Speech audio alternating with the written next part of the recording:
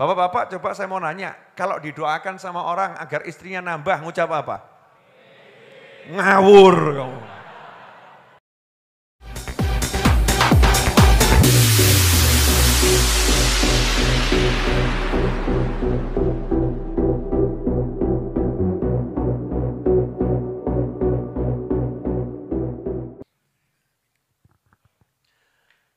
Bismillahirrahmanirrahim.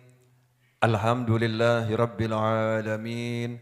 Allahumma salli wa sallim ala sayyidina Muhammadin. Miftahi babi rahmatillah adada ma fi ilmillah. Salatan wa salaman daimaini bidawami mulkillah wa ala alihi wa sahbihi. Allahumma salli ala sayyidina Muhammadin salatan taftahu biha lana futuhal arifin wa tufaqihuna biha fid din wa ala alihi wa sahbihi. Assalamu alaikum warahmatullahi wabarakatuh. Sahabatku dimanapun berada, khususnya kawan-kawan yang hadir di Majlis Ar-Raudhah di malam hari ini, alhamdulillah kita bisa duduk bersama untuk mencari ilmu. Kadang-kadang kita enggak sadar kalau yang kita lakukan ini mahal. Kalau cari duit gitu ya, kadang-kadang terasa sesuatu, ya terasa sesuatu, duit, harta. Kalau cari ilmu, kadang-kadang, ya kadang-kadang, belum bisa dirasakan sesuatu. Orang kalau cari duit itu kan belum tentu dapat ya. Kalau cari ilmu itu belum sampai sudah dapat. Ya belum sampai sudah dapat. Dan ilmu adalah kekayaan yang hakiki. Karena santapannya ruhani, santapannya hati, dan yang akan menjadi jalan menunjukkan kita sampai ke surganya Allah Subhanahu wa ta'ala, jalan pulang kita. Kita kan aslinya dari sono ya, dari jannah aslinya.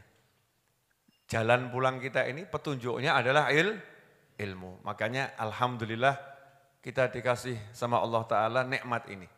Bisa duduk bareng, apalagi ya memang nikmat. Artinya apa? Selain kita cari ilmu, ya alhamdulillah ya dapat kopi. Ya, kopinya juga ada sahabatnya, namanya roti. Rotinya juga akhirnya dilancarkan nanti pakai air bening, bukan air putih, air bening ya. Pulang insya Allah perutnya sama Allah dibuat kenyang. Kalau enggak kenyang ya berarti enggak baca bismillah. Karena kalau enggak baca bismillah waktu mau makan, itu setan ikut makan. Berarti makanannya dimakan setan, makanya enggak kenyang. Nah, insya Allah kita semua termasuk orang-orang yang dikenyangkan oleh Allah Subhanahu wa ta'ala. Amin, Allahumma amin. Sebelum saya menyampaikan yang pengen saya sampaikan, tadi renungan saya sebelum duduk di sini tentang surat Al-Fatihah. Tentang surat Al-Fatihah. Ini renungan, bukan tafsir ya, renungan. Al-Fatihah itu ayat pertamanya apa? Basmalah, bismillahirrahmanirrahim. Lanjutannya, alhamdulillahirabbil alamin. Hikmahnya, siapa yang hidupnya bismillah, nanti dia akan terus alhamdulillah. Jadi orang itu yang hidupnya bismillah terus, ya hasilnya alhamdulillah. Nah alhamdulillah itu biasanya nikmat atau enggak nikmat? Nikmat. Artinya orang yang hidupnya bismillah terus, minta tolong sama Allah terus, berpegang sama Allah terus, harapannya hanya kepada Allah terus, maka dia pasti mendapatkan nikmat. Senang dan senang dan senang. Nah kalau sekarang hidup kita kok banyak innalillah, bukan alhamdulillah, coba dicek hidupnya pakai bismillah atau bismil fulus. Atas nama duit, dengan menggunakan kekuatan kemampuan berpikir saya, kemampuan saya berusaha, kemampuan saya, dia. Allahnya enggak dipakai sama dia, Allahnya enggak dijadikan pegangan, Allahnya enggak dijadikan sandaran, maka ya hidupnya tidak alhamdulillah, yang ada keluh kesah. Akhirnya kita ucapkan na'udzubillah min dzalik. Semoga kita terselamatkan dari sifat yang seperti itu. Amin. Itu renungan. Pada malam hari ini saya akan membahas satu sabda Nabi Muhammad SAW tentang doa yang buruk. Hadis ini hadis sahih, diriwayatkan oleh Imam Muslim. Tadi sewaktu khutbah Jumat saya baca dan terjemahkan apa adanya. Karena khutbah Jumat itu prinsipnya lebih cepat, lebih baik. Ya, bisa makan siangnya nanti lebih lama, istirahatnya lebih lama. Wa an Jabir radhiyallahu anhu qala Rasulullah sallallahu alaihi wasallam, dari sahabat yang bernama Jabir radhiyallahu anhu, semoga Allah meridhai beliau. Kalau nama sahabat disebut, kita disuruh mengucap radhiyallahu anhu.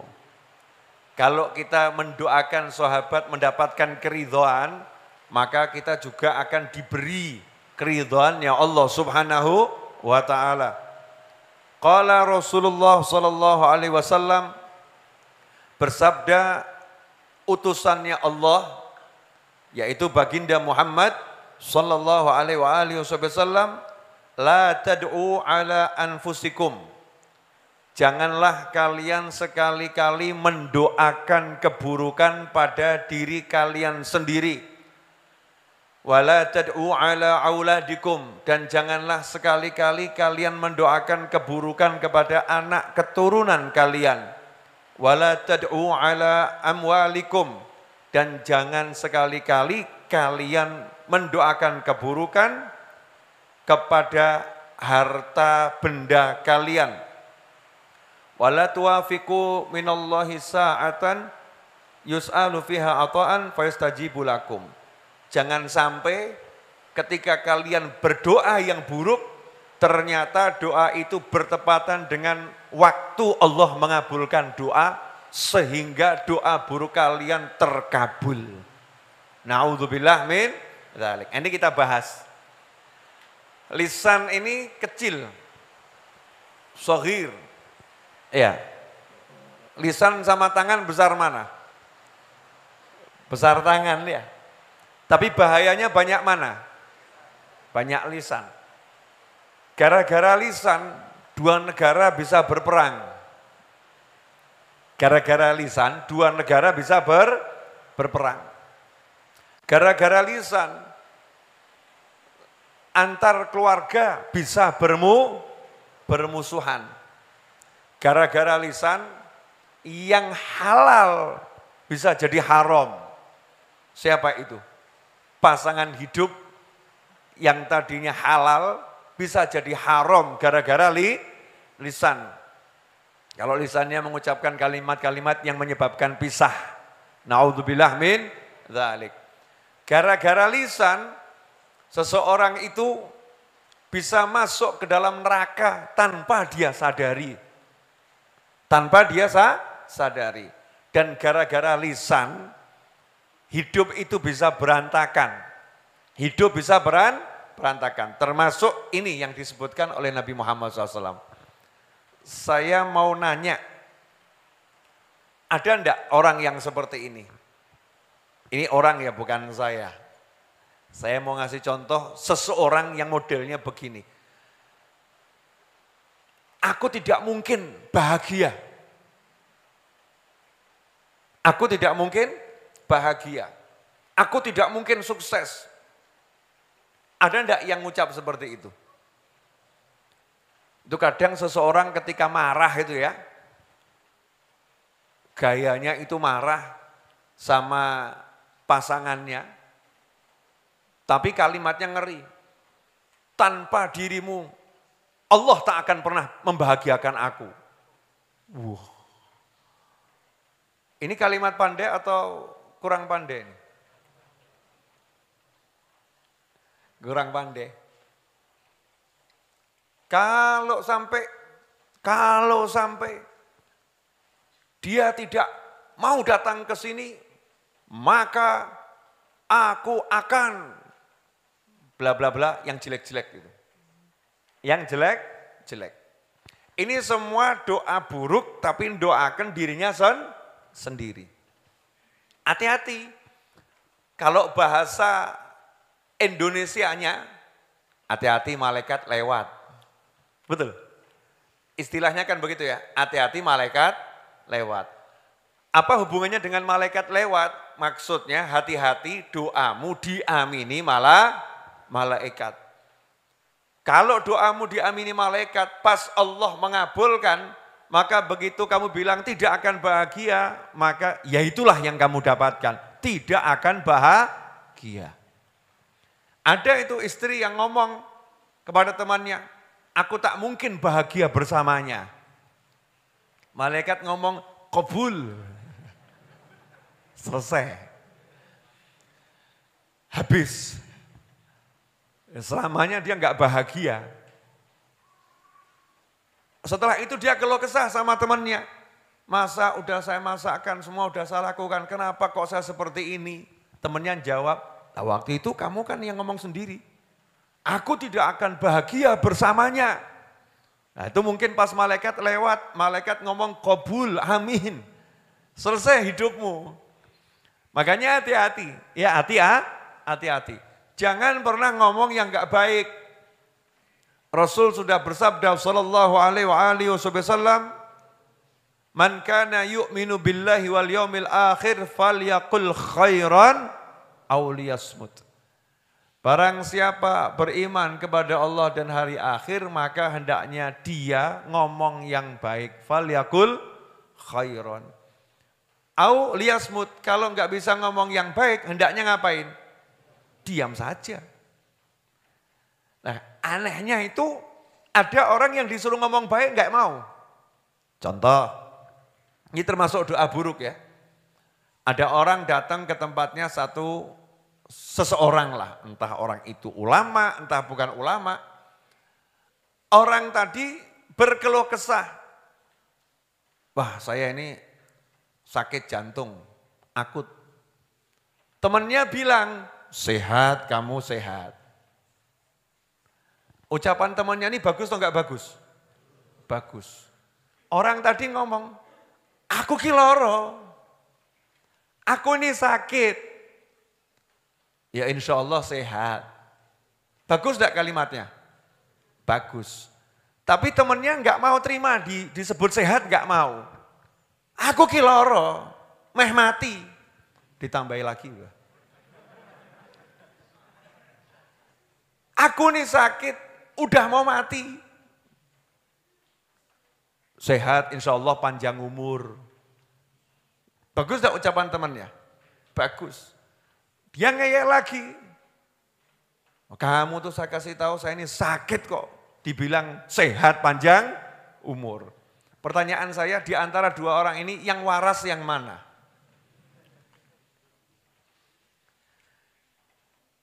Yang mana yang betul yang mana ini? Yang ngomong baik. Mestinya kalau ada kita lagi ngomong, wah saya lagi sakit, teman yang ngomong sehat insya Allah. Ucapan kita apa? Amin. Selesai. Lah ini dia omong yang baik kok enggak mau, berarti itu sama dengan doa buruk. Seseorang yang didoakan baik tidak mau, berarti dia lagi berdoa yang buruk. Jadi doa buruk itu bukan mesti ngomong yang buruk. Contoh, Bu, Ibu, ya, Anak ibu umur 19 tahun.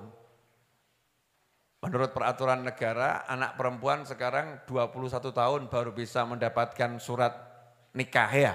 Kalau saya enggak salah, saya juga belum ketemu yang umurnya segitu. Maksudnya yang nikah-nikah ini kan sekarang umurnya di atas itu, betul ya? Tapi kemarin dulu ada seseorang menikahkan anaknya yang belum umur 21 tahun. Itu peraturannya negara, maka harus sidang dulu. Sampai nanti dapat surat izin menikah. Kalau saya enggak salah, saya bukan ahlinya ya. Nanti dicek lagi, ya dicek lagi. Ini ada ibu-ibu, artinya mau umur berapapun asal peraturan negara diikuti, ya tetap nikah, betul ya? Ada ibu-ibu didoakan temannya, begitu lihat anaknya umur 17 tahun, ini temannya ngomong, mudah-mudahan cepat nikah. Mestinya ngomong apa? Amin. Jawaban ibunya, masih kecil. Jangan dulu. 10 tahun kemudian ketemu temannya, ditanya, gimana anakmu? Urung laku. Kalimatnya ya agak enggak enak, anak kok ke didol. Jodohnya belum datang. Temannya kemudian mengingatkan, lah dulu kamu saya doakan semoga anakmu segera menikah. Jawabanmu masih kecil. Nah ini gara-gara doamu sendiri. Bu, jadi besok kalau anak ibu 5 tahun, ada yang mendoakan semoga segera menikah. Jawabannya apa Bu? Amin, gitu aja. Oh, kalimat yang baik kok ya, amin. Jadi kadang-kadang itu jodohnya anak enggak ketemu-ketemu, itu yang salah dongo. Ada lagi, didoakan sama kawannya, semoga anakmu segera menikah. Oh biar ngambil S2 dulu. Akhirnya orang tuanya ngeluh setelah berapa tahun, anak saya disuruh nikah gak mau. Dijawab sama temannya, lah kamu nikahkan sama ilmu, gak sama laki. Jadi ya salahmu sendiri. Oh dulu saya doakan kok kamu nolak. Ini menolak didoakan yang baik sama dengan doa yang buruk. Kan mungkin kita bantah, oh saya gak pernah doa yang buruk kok. Doa saya baik-baik lah ya, tapi kamu didoakan yang baik, nolak berarti kamu doanya buruk. Bapak-bapak coba saya mau nanya, kalau didoakan sama orang agar istrinya nambah, ngucap apa? Ngawur kamu.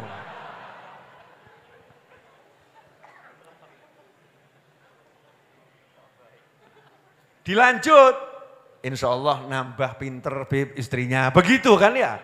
Nambah rezeki istrinya, doanya dilanjut, insya Allah nambah solihahnya. Betul ibu-ibu? Tuh. Itu Bu beda loh, maksud saya sama maksudnya bapak-bapak beda. Tapi hanya Allah yang paham maksud kami. Biar melek, ini pemirsa Solo lagi hujan deras ya, hujan deras dari tadi. Jadi kalau enggak dikasih sedikit yang model begini, yang tidur nomor 1 saya dulu. Ya sebelum yang lain tidur, saya dulu yang tidur. Alhamdulillah. Lanjut. Jadi jangan mendoakan keburukan untuk dirimu sendiri, jangan. Misal ada orang mendoakan begini, semoga kamu dapat rezeki yang banyak, insya Allah kamu dapat rumah yang besar. Mestinya ngucap apa? Amin. Tapi ada orang yang jawab, gak usah, yang ini udah cukup. Gini aja udah cukup, saya bahagia, gak usah yang besar-besar. Gak lama anaknya nikah, gak lama cucunya 10. Setelah itu dia ngeluh, omah kok cilike kaya ngene. Gak iso obah. Sementara dia enggak dapat rezeki untuk beli rumah yang lebih besar. Temennya kemudian ya bukan nyinyir, bukan. Tapi ya rodok ngenyek.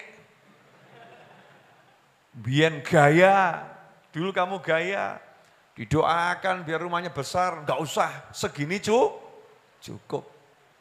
Ya segini cukup. Makanya kalau ada yang doa baik-baik, amini saja. Jangan lupa tutup pakai ma'al lutuf wal afiyah gitu. Iya, tapi selamat gitu. Ya, bagus-bagus tapi pakai selamat, sehat, aman, penuh dengan kelembutan dari Allah Subhanahu wa Ta'ala. Yang kedua, jangan kalian doakan buruk anak-anak kalian. Ini biasanya yang rodok suka lepas kendali, biasanya ibunya. Betul ibu-ibu? Ngaku loh ya. Yang mengandung siapa? Yang melahirkan hampir mati siapa? Yang menyusui siapa?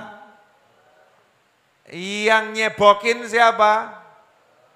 Kalau anak kena flu, gak bisa ambekan, yang nyedot umbelnya siapa? Yang gak enak-enak berurusan dengan anak, yang ngelakoni siapa? Yang nikahkan siapa? Nah, Bapak bagiannya enak ya? Saya nikahkan kamu selesai. Yang dandani siapa? Ibunya. Yang ngurusi ibunya. Bapak cukup? Saya nikahkan. Gitu aja. Tugasnya Bapak jadi enak atau enggak enak?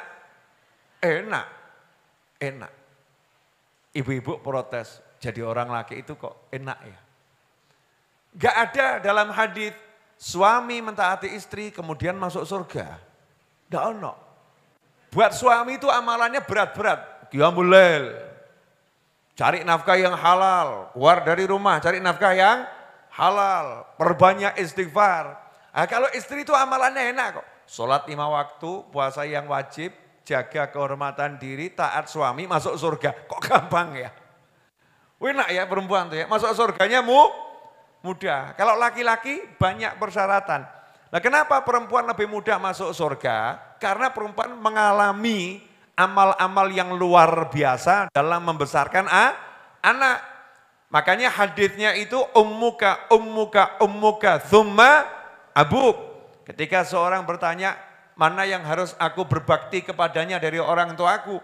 Maka Rasul menjawab SAW, ibumu, kemudian ayahmu. Ini bukan masalah urutan. Tapi Nabi SAW menunjukkan bahwasanya ibu itu pengorbanannya lebih banyak. Ibumu karena mengandung, ibumu karena melahirkan, ibumu karena membesarkan. Baru ayahmu karena membiayai semuanya. Itu kalau ayahnya membiayai loh ya. Kadang-kadang bapak itu yang gak cetok ya. Kadang-kadang begitu. Kadang-kadang saja. Bu, ibu, jadi yang paling capek urusan anak siapa? Yang sering mengumpat anak siapa?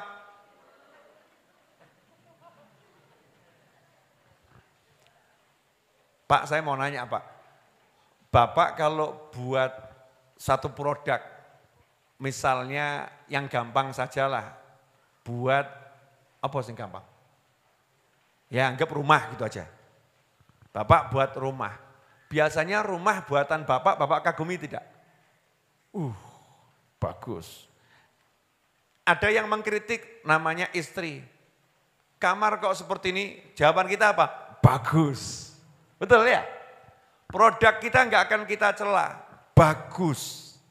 Bagus. Oke, suka. Lah anak tadi itu peran besar produknya siapa? Istri kan ibu yang besarkan dan lain sebagainya. Tapi yang sering mencela siapa? Siapa yang sering mencela anak? Kok kurang ngaku ya? Karena sering terjadi begini, mudah-mudahan ini hanya dalam sinetron bukan dalam kehidupan sehari-hari. Ibu tidak akan ridho sama kamu. Biar mampus kamu. Masya Allah. Ngeri itu. Begitu anaknya ketabrak, meh mati, ditangisi. Anakku. Lah mau sing ndonga sapa? Tadi yang teriak biar mampus siapa? Siapa? Dalam sinetron singkat tadi, ibu. Mudah-mudahan hanya dalam sinetron karya Habib Novel. Yang berangkat sekolah neriakin anak siapa? Bapak kan mesti nyantai saja. Telat gak popo. Betul ya? Santai. Bukan sholat. Kalau sholat gak boleh telat. Kalau sekolah ya telat nanti disetrap ya kon ngadeg ya gak popo. Ibunya marah sama anaknya. Kamu itu anak kok malas. Mana malas. Ini yang ngumpat dengan kalimat malas siapa? Ibu. Besoknya anaknya telat lagi. Itu hasil apa? Hasil doa hari sebelumnya. Paham? Karena sebelumnya udah diumpat anak malas, besoknya jadi malas. Makanya kalau ibu mau bangunkan anak, itu muncullah kalimat yang ajib gitu loh.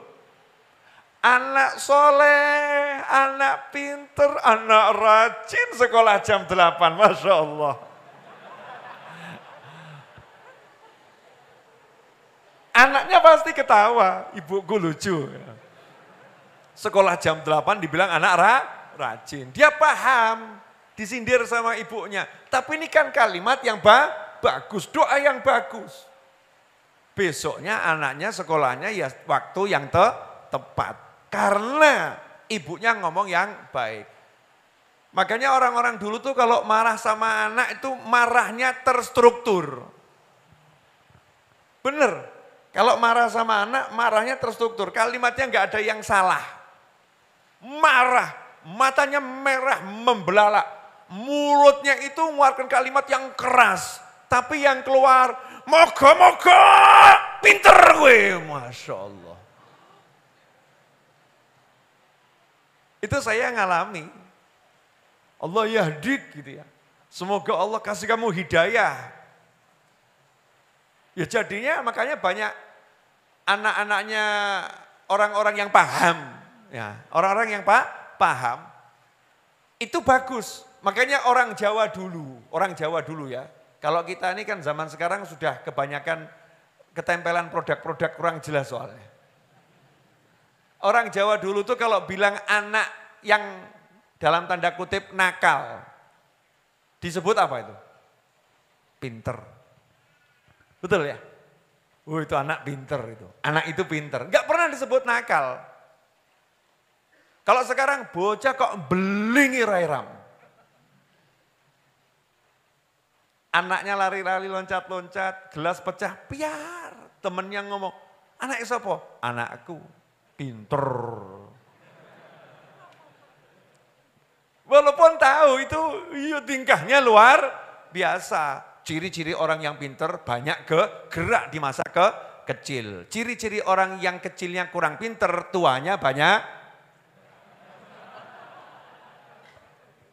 Tuanya banyak gerak. Jadi pilih mana geraknya di masa kecil atau di masa tua? Masa kecil. Wah anak pinter. Jangan doakan keburukan anak kita, doakan yang baik. Marahlah kalau waktu mau marah, tapi marahnya yang baik.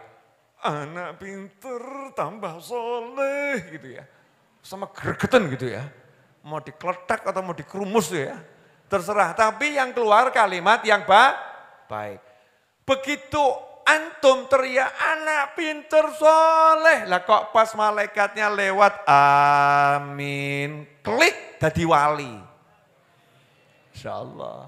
Lah kok pas ada orang yang marah sama anaknya bukan antum. Ada orang marah sama anaknya anak bodoh. Malaikat lewat kabul. Wah anaknya enggak pinter. Bahaya itu.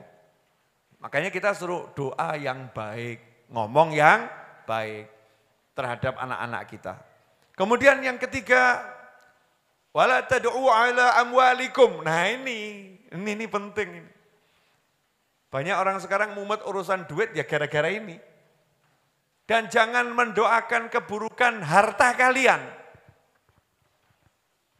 Motornya enggak enak, teriak, motor rongsok,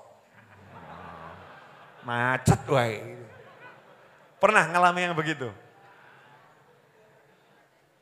Wah itu ya jadi itu. Ini motor nggak akan bawa kebaikan karena disumpahin yang jelek. Jadi kalau motor kita itu memang ya elek, ngomongnya sing apik, Masya Allah, rasamu seperti moge. Wah, tapi bodimu kurus. Ya.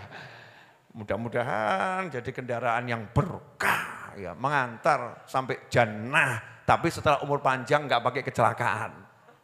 Mengantarkan ke jannah kendaraan ini kalau nggak diperjelas kan bahaya.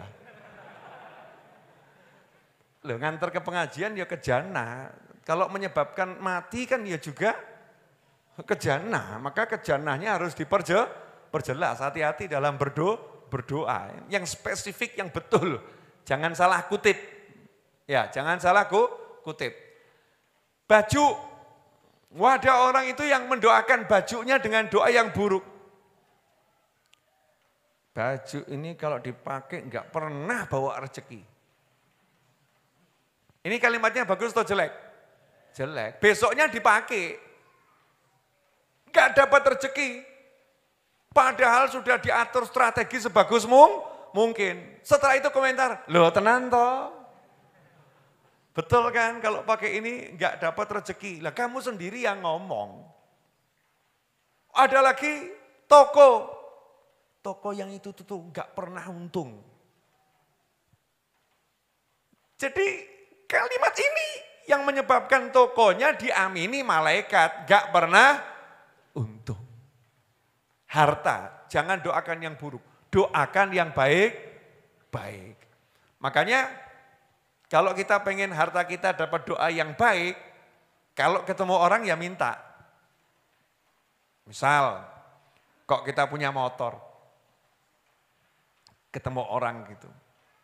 Motornya ya, ya doakan ya, biar dia nanti punya anak yang banyak. Sugi rada gumun ya. Motornya punya anak baik, maksudmu piye? Ison tuku akeh ngono lho ya. Berkat yang satu ini bisa menghasilkan banyak motor. Jadi dia punya motor, punya anak yang banyak. Keliling dagangan naik motor tersebut, akhirnya bisa beli motor-motor yang lain. Amin. Temennya ngakak, amin. Gitu. Terus ditambahi, mudah-mudahan bisa ngambil ibu yang lain. Nanya sama temennya, motor ngambil ibu maksudnya bagaimana? Ya berkat motor ini kamu ketemu jodohmu. Masya Allah. Mau? Yang belum nikah itu loh. Mau enggak didoakan seperti itu? Ada loh motor bawa jodoh. Pernah tahu ceritanya? Wah ini gak enak ya. Saya pernah ketemu salah satu anggota kepolisian bersama istrinya. Saya nanya, ketemunya di mana? Terus senyum. Pas nilang, Viv. Artinya nilang proses hukum yang betul ya, proses hukum yang betul. Kenalan, akhirnya jadi jodoh. Ini motornya bawa jodoh, yang ditilang orangnya atau motornya? Ya motornya kan ya. Motornya, motor ini bawa jodoh. Motor bisa bawa rezeki yang besar. Gara-gara motornya mogok. Kebetulan mogok di depan rumah orang. Ternyata orang itu sahabat yang lama hilang. Akhirnya ketemu, kemudian dapat rezeki yang besar. Enggak sedikit kisah-kisah nyata model seperti itu. Mau motor, mau mobil, mau rumah, mau jam tangan, mau uang, mau emas, mau apapun. Jangan ada yang didoakan buruk. Termasuk doa buruk itu apa? Dipercayai dengan keburukan. Masya Allah itu. Wah, ada tuh orang kok yang percaya, saya kalau buka toko di rumah itu nggak akan bisa laris. Loh, kenapa begitu? Ya karena rumah itu sejarahnya rumah ruwet. Nah kalau bawa toko murah. Murah. Nah terus ya udah saya nggak akan buka toko di situ. Kalimat yang seperti ini doa buruk pada harta. Doa buruk pada harta. Yang menarik buat saya, Baginda Muhammad SAW itu dalam hadits ini membagi 3 hal besar. Yang pertama, jangan doakan buruk dirimu. Yang kedua, jangan doakan buruk anak-anakmu. Yang ketiga, jangan doakan buruk hartamu. Saking perhatiannya Nabi Muhammad SAW, bahwasannya kalimat yang buruk ini sangat berbahaya dan bisa menjadi keburukan yang luar biasa. Ada enggak yang sugesti sama tempat? Ini tempatnya enggak bagus gitu, ada enggak itu? Ada kan ya?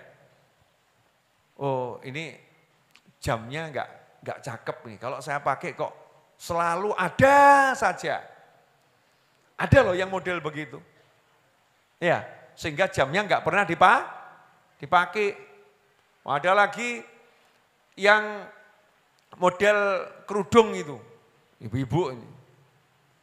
Kerudung yang satu itu kalau saya pakai selalu saya mengalami penyakit. Sakitnya macam-macam. Kudungnya enggak salah, yang salah siapa? Lidahnya ini loh. Lidahnya. Nah ikhwani rahimakumullah. Berdasarkan sabda Nabi tersebut SAW kita bisa mengambil hikmah. Bahwasannya kita ini bisa ngomong yang baik. Kenapa kita kok nggak mau pakai, justru suka ngomong yang kurang baik. Nah insya Allah Kamis depan itu malam nisfu Sya'ban. Betul ya? Nggak ada khilaf toh? Tidak ada perbedaan penanggalan kok setahu saya. Hari Kamis malam Jumat itu malam nisfu Sya'ban. Malam nisfu Sya'ban itu datangnya setahun hanya sekali. Malam purnama. Kalau diterjemahkan bahasa Indonesianya, malam purnama bulan Sya'ban. Bahasa Arabnya, Lailatul Nisf min syahri Sya'ban. Malam nisfu Sya'ban. Pas malam 15. Memang angka 15 tiap bulan ini kan punya keistimewaan ya. Kita disuruh puasa sunnah Ayyamul Bid, tanggal berapa itu? 13, 14, 15. Karena bulan di kala purnama itu sangat indah. Ya sangat indah. Maka fase-fase menuju purnama ini di antara hikmahnya kita disuruh ibadah puasa.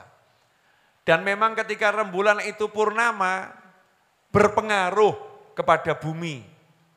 Sehingga pasang surutnya air laut itu juga ada hubungannya dengan rembulan. Nah bulan di kala purnama, bulan Sya'ban ada keistimewaan. Ya di situ Allah memberikan ampunan yang luar biasa dan hajat-hajat kita secara khusus di malam itu mendapatkan perhatian khusus. Mendapatkan perhatian khusus. Makanya jangan sampai kita lewatkan. Insya Allah kalau di Masjid Ar-Raudhah tiap tahun kita habis maghrib, sholat sunnah ba'diyah, setelah itu sholat sunnah awabin 6 rakaat. Sambil kita baca Yasin setelahnya, kemudian doa. Nah Kamis depan, ini kan malam Sabtu ya. Nah malam Jumat depan insya Allah kita sholat maghrib berjamaah di Masjid Ar-Raudhah. Untuk kawan-kawan semua ini yang hadir di sini, kemudian sholat sunnah awabin berjamaah dan kita baca doa malam nisfu Sya'ban berjamaah. Ngucap yang baik-baik. Kalau ada orang nanya, Bib, doa malam nisfu Sya'ban itu ada dalilnya tidak? Ini saya jawabnya paling asik. Kalau untuk doa kamu tanya dalil, saya nanya kamu hidup dalilnya apa? Doa itu enggak butuh dalil, saking terlampau jelasnya dalilnya. Manusia hidup ini kan ya memang ya doa sama Allah. Nah kalau kamu enggak doa sama Allah, terus mau doa sama siapa? Setiap saat kita suruh berdoa. Setiap saat.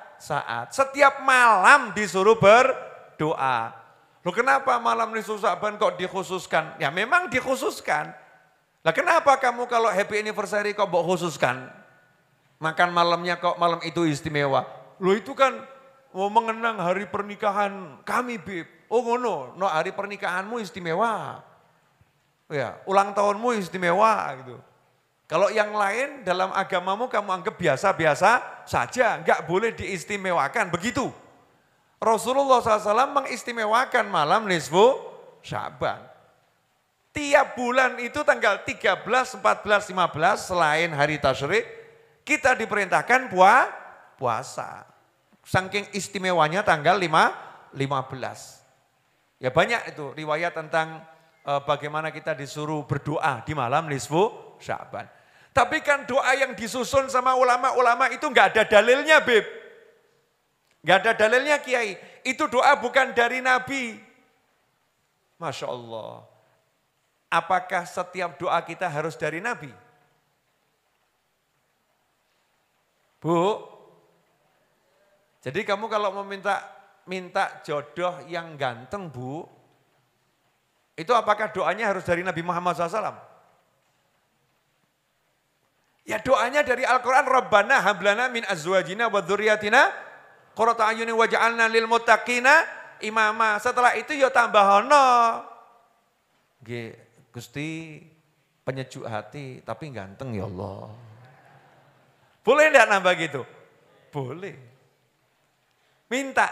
Nah termasuk dalam kategori doa itu ajaran Nabi karena Rasul menyatakan Allah mewahyukan ud'uni astajib lakum. Minta sama aku beri. Nah kalau Allah udah nyuruh minta, berarti kita ya mintalah sakarepmu, sing penting sing apik.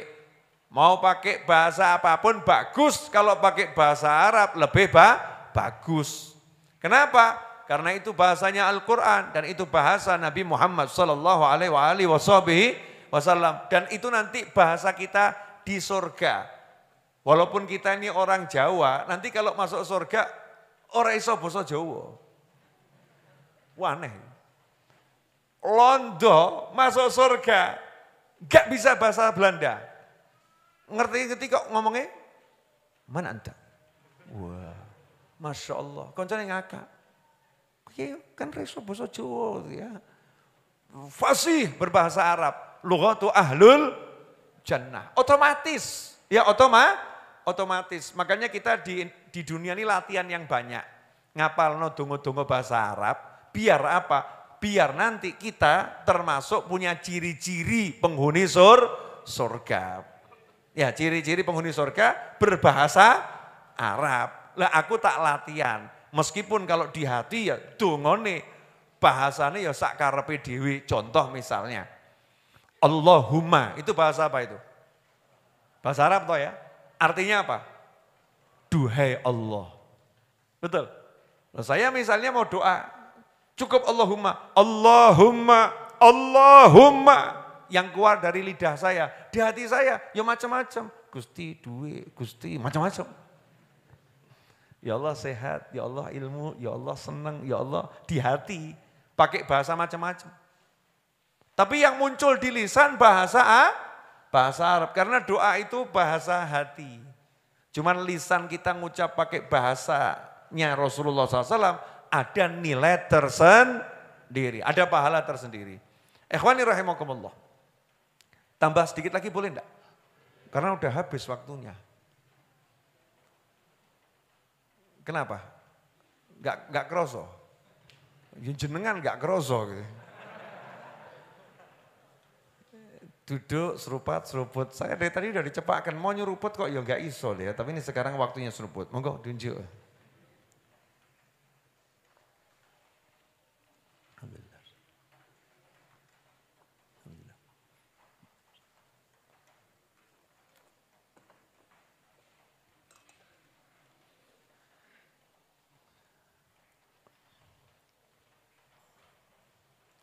Nah ini salah satu penyebab doa itu tidak terwujud, tidak qabul. Gara-gara ucapan yang jelek semacam ini. Mau saya bacakan. Dari sahabat yang bernama Abu Hurairah radhiyallahu anhu disebutkan bahwasanya Rasulullah SAW bersabda, yustajabu li ahadikum malam ya'jal yaqulu qad da'autu rabbi falam yastajib li, muttafaqun alaih. Riwayatnya Bukhari Muslim. Sesungguhnya salah seorang di antara kalian itu kalau berdoa akan selalu diijabahi, dijawab, dipenuhi oleh Allah Ta'ala. Syaratnya malam ya'jal. Selama dia tidak tergesa-gesa mengambil kesimpulan. Selama dia tidak tergesa-gesa mengambil kesimpulan. Kesimpulan bagaimana? Yaqulu, dia berkata, qad da'autu rabbi. Saya udah doa, tapi Allah enggak ngabulin. Ana lho sing ngomong ngono? Ada enggak? Wah, itu saya pernah itu, Bib. Contoh misalnya, doa minta suami yang soleh. Bagus atau enggak bagus? Jadi ada seorang wanita belum menikah, minta sama Allah suami yang soleh. 2 tahun dia minta, ya Allah beri saya suami yang soleh, ya Allah beri saya suami yang soleh. Bagus atau enggak bagus? Bagus. Tapi belum nikah-nikah. Belum nikah. Akhirnya dia berhenti berdoa. Temennya kemudian nanya, kamu kok gak nikah-nikah kenapa? Belum dapat jodohnya. Lah minta sama Allah, wis tapi gak entuk.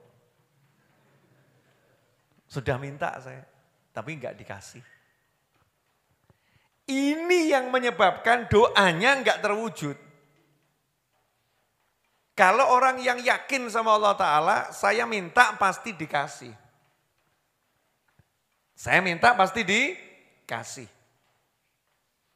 Kalau ternyata waktunya itu agak lama, lama, berarti dikasihnya besar. Dikasihnya bagus. Kenapa? Inden, Mas. Barang inden itu mahal atau enggak mahal? Mahal. Kalau yang ready stock, pasaran. Betul kan ya? Kalau inden berarti mahal, ready stock, pasaran. Makanya kalau kita kok doa belum tampak hasilnya, jangan ngomong aku sudah doa tapi belum kabul.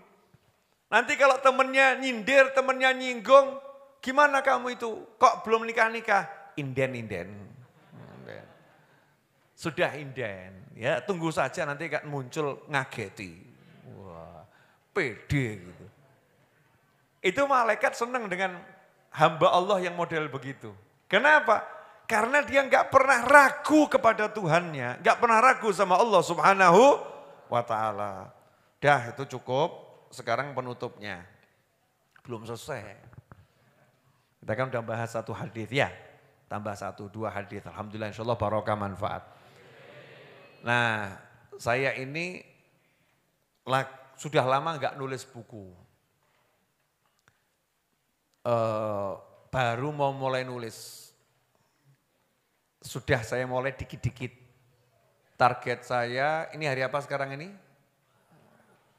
Jumat, Sabtu, Minggu, Senin. Ya insya Allah Rebu selesai nulis insya Allah. Targetnya. Cuman tamunya enggak berhenti-berhenti. Lah nulisnya kapan? Ojo mbok pikir, urusanmu.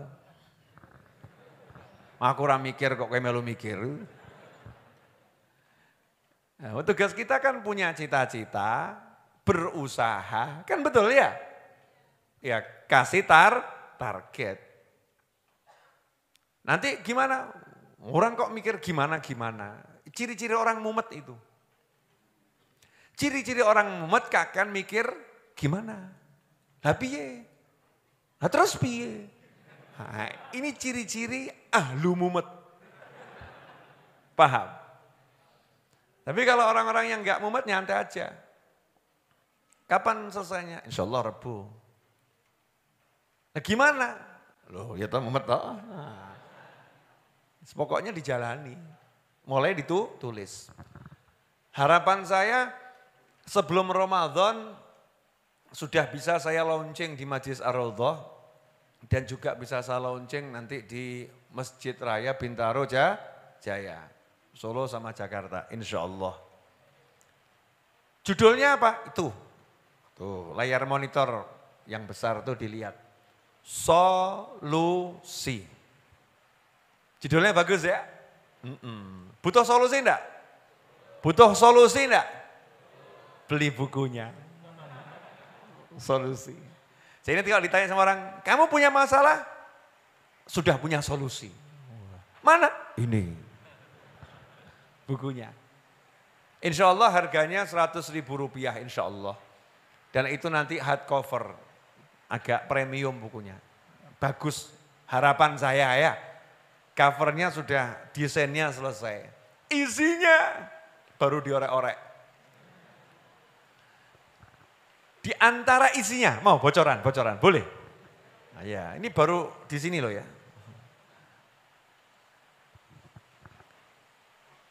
Solusi itu ada di hadapan mata.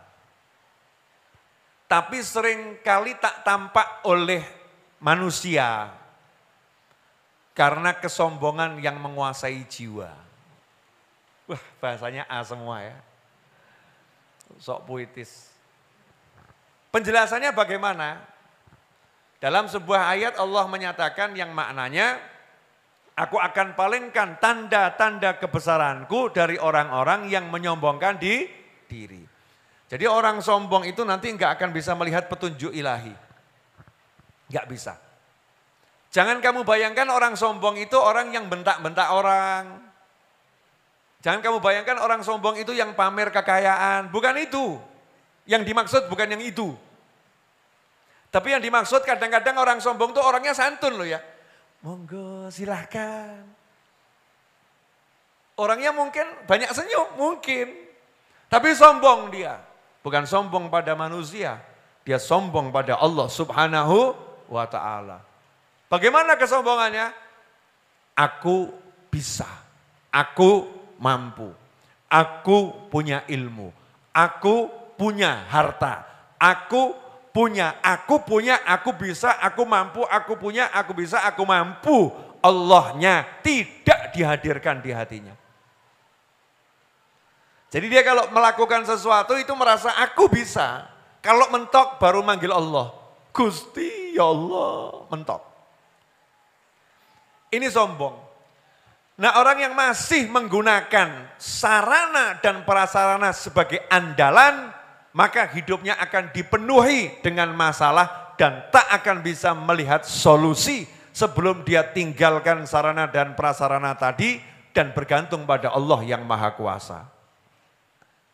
Contoh, wah ini bocoran bukunya kepanjangan. Boleh ngasih contoh? Nabi Musa alaihissalam ketemu laut. Sarananya biar selamat apa itu? Harus ada kapal, betul? Sarananya ada enggak? Enggak ada. Di belakang ada Fir'aun dan bala tentaranya. Biar selamat sarananya apa? Pasukan dan senjata. Semua sarana dan prasarana tidak dimiliki. Apa yang dilakukan Nabi Musa alaihissalam? Inna ma'iya rabbi sayahdin. Allah bersamaku, pasti Allah akan memberi petunjuk kepadaku. Akan memberi petunjuk kepadaku. Artinya saat itu Nabi Musa alaihissalam tidak menyombongkan diri mengatakan aku punya solusi. Enggak. Pakai akalnya berpikir aku akan solusikan. Tidak. tapi menzerokan diri, nol. Aku nggak punya apa-apa, aku punya Allah. Nunggu, ya Allah, apa solusinya? Ini mahal nih. Nah, bocorannya urung bayar gratis di sana. Nah, disitulah Allah mengatakan pukulkan tongkatmu ke laut. Ternyata solusinya itu ya aneh. Karena Allah tidak pernah mau memberikan solusi yang bisa diperkirakan oleh orang-orang yang suka pakai akalnya untuk mensolusikan. Solusi Allah itu serba ajaib, surprise, dan asyik. Pukulkan tongkatmu ke laut. Bukan didatangkan kapal, bukan dikirimkan pasukan malaikat, enggak dikirimkan angin ribut, enggak dijadikan macam-macam. Ya, lautnya enggak tiba-tiba belah, enggak. Atau lautnya jadi kering, enggak. Lautnya tetap laut. Ganasnya tetap ganas. Tapi dikasih perintah sama Allah, pukulkan tongkatmu ke laut. Ini kalau tak pukulkan jadinya apa ya? Teklek. Pukulkan tongkatmu ke laut.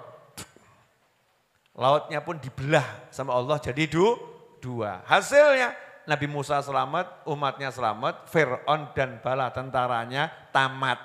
Betul? Nah, solusi semacam ini datangnya dari mana? Dari Allah Ta'ala. Wah, kebanyakan contoh. Nah. Tapi enggak apa sih, nanti biar beli bukunya. Iklan dulu. Nabi Yunus alaihissalam ditelan sama ikan paus. Berapa hari? Kalau dalam tafsir disebutkan, saya kalau enggak salah 40 hari. Itu dalil kholwat adalah 40 hari. Ditelan ikan paus. Ada enggak solusinya? Coba kalau kita pakai akal kita. Ben muntah. Ayo muntah gitu ya. Biar dilepeh gitu. Nabi Yunus enggak menggunakan akalnya. Menzerokan diri pakai imannya. Kontak yang maha kuasa. Ya Hayyu ya Qayyum la ilaha illa anta subhanaka inni kuntu minadh dhalimin. Dikosongkan dirinya, kontak Allah terus. 40 hari dikeluarkan. Nah, masuk akal. GPS saja nggak bisa itu. Radar pun nggak bisa menjangkau. Betul kan ya? Radar nggak bisa menjangkau. Kan kalau ada yang itu loh, yang tenggelam-tenggelam itu kan biasanya ada radar untuk ngecek. Ternyata tidak terlihat oleh radar. Nah itu ikan pausnya Nabi Yunus yang nggak terjangkau sama radar. Di kedalaman yang sangat dalam. Nggak ada manusia yang tahu. Malaikat saja kaget kok. Loh, itu suara yang kami kenal, tapi kok di tempat yang tidak dikenal. Ya, sautun ma'rufun. Suara yang dikenal tapi tempatnya aneh, nggak dikenal. Itu suara zikirnya Nabi Yunus alaihissalam di kedalaman laut. Sama Allah Ta'ala dikasih solusinya apa? Ya masalahnya itu jadi solusi. Masalahnya apa? Ditelan ikan. Solusinya apa? Dimuntahkan sama ikan. Selesai. Ternyata solusinya nggak butuh solusi. Nggak butuh mikir. Nggak butuh ruwet. Cuman duduk santai. Ya Hayyu ya Qayyum la ilaha illa anta subhanaka inni kuntu minadh dhalimin. 40 hari. Tiruan. Ya nggak usah 40 hari. Maksudnya kalau apa namanya? Habis sholat witir ya dibaca 70 kali. Itu zikir yang menjadi solusi nantinya. Dah nanti pengajiannya ganti solusi. Cukup ya? Ini kok belum ikhlas semua kenapa ini? Covernya bagus enggak? Yang bagus covernya atau fotonya? Jadi kalau lihat wajah saya langsung wajah solusi. Jadi nggak perlu curhat lagi. Jadi kalau Anda mau curhat langsung tak kasih buku. Selesai. Nggak usah curhat. Habib saya ini. Nah, selesai. Solusi. Nah, mudah-mudahan buku itu bisa selesai. Amin. Barokah, manfaat, ya. Dan bisa jadi solusi untuk yang menulis dan untuk yang membacanya kapanpun dan dimanapun. Amin.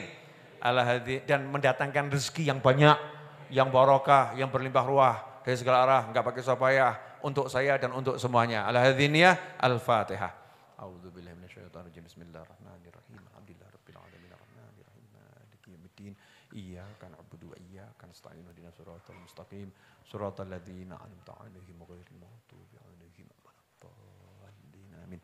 Terima kasih, mohon maaf jangan lupa makan dulu baru pulang ya, dan masih hujan nyantai dulu aja ya. Kalau enggak bak mantel, jangan sampai masuk angin. Sadar diri, usia enggak muda lagi.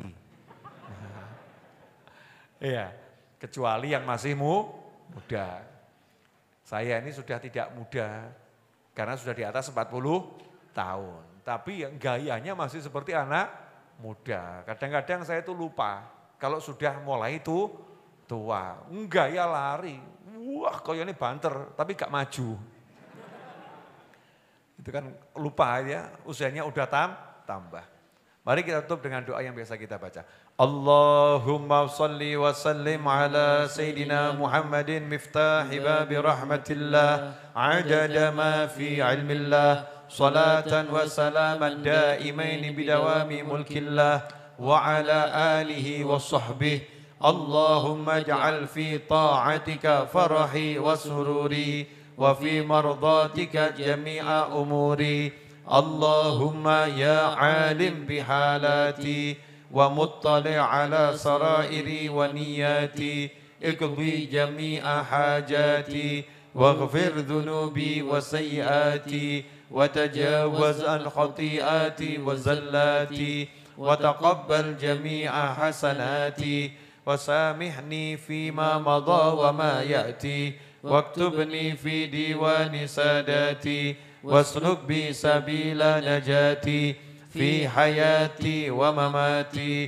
Allahumma inni tami'un fi atak raghibun fi ridhak mustaslimun li qadak faktubni min awliyak wasluk bi sabila hudak wa alhiqni bi asfiyak wa sallallahu ala sayyidina Muhammadin wa alihi wasallam alhamdulillahi rabbil alamin. Al-Fatihah teruntuk Hababah Raguan binti Muhsin Asgaf dan teruntuk keluarga kami semua, keluarga antum semua yang telah meninggal dunia. Semoga diletakkan ruhnya di alam barzah sana bersama para nabi, para siddiqin, para syuhada dan para solehin. Dan kita mendapatkan keberkahan dari keberkahan beliau-beliau semua. Dan kita diberi umur yang panjang dalam segala kebaikan, kenikmatan, keridhaan, kesehatan, kebahagiaan dan kelak diakhiri dengan husnul khatimah. Al-Hadiniyah wa ila hadratin Nabi SAW. Al-Fatihah. A'udzubillahi minasyaitonirrajim. Bismillahirrahmanirrahim. Alhamdulillahirabbil alamin arrahmanirrahim maliki yaumiddin. Iyyaka na'budu wa iyyaka nasta'in ihdinas siratal mustaqim siratal ladzina an'amta 'alaihim ghairil maghdubi 'alaihim waladdallin. Amin. Terima kasih. Wa'alaikum minkum. Wassalamualaikum warahmatullahi wabarakatuh.